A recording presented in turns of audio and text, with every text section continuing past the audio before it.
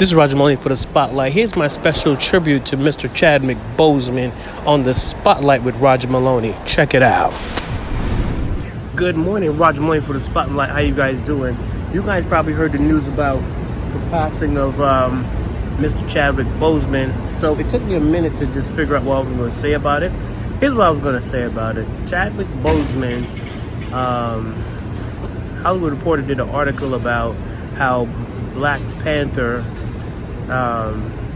reshaped the mindset and the image of what it means to be a black man, regal, royal, protector of his land, technologically advanced in terms of mind and abilities. And when I read the article, it's in Hollywood Reporter, I was like, wow. And then the second thing I realized about him is that he actually, while he was sick, put out films from 2016 all the way up to Avengers, up to The Bloods with Spike Lee. That was amazing. What an amazing feat to actually accomplish.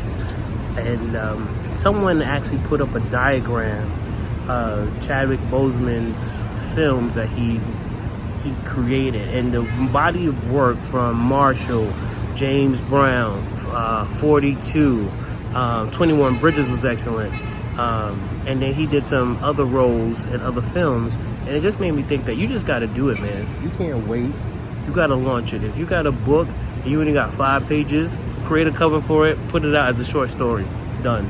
If you got a song and you got like 7 songs on an album, on a record, you should definitely put it out. Definitely need to get that done.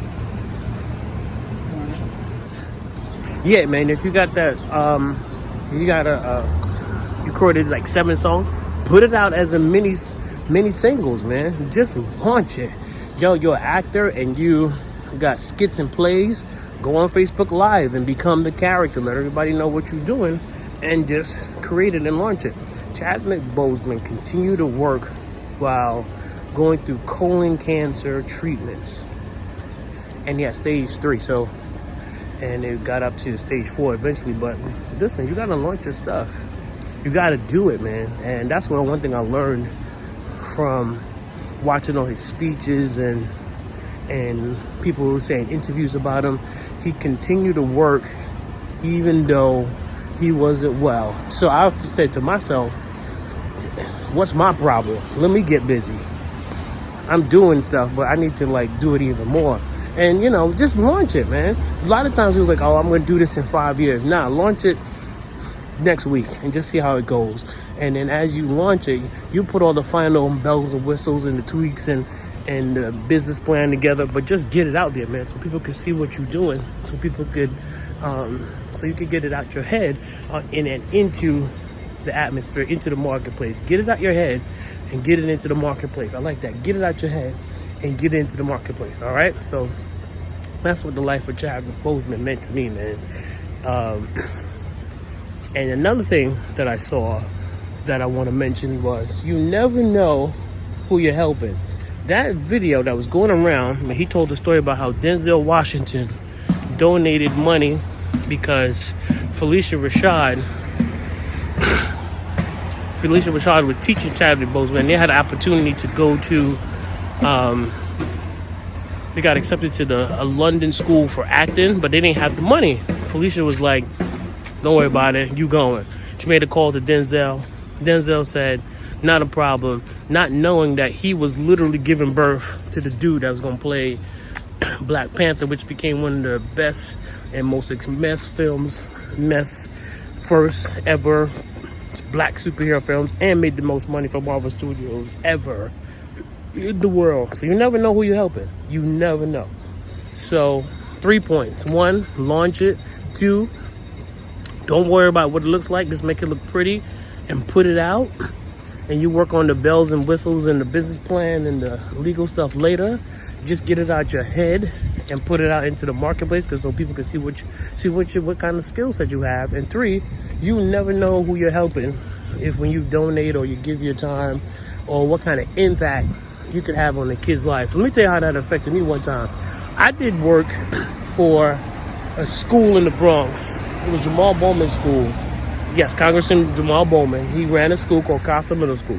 I took a group of kids to Google one time, and the group of kids that went to Google,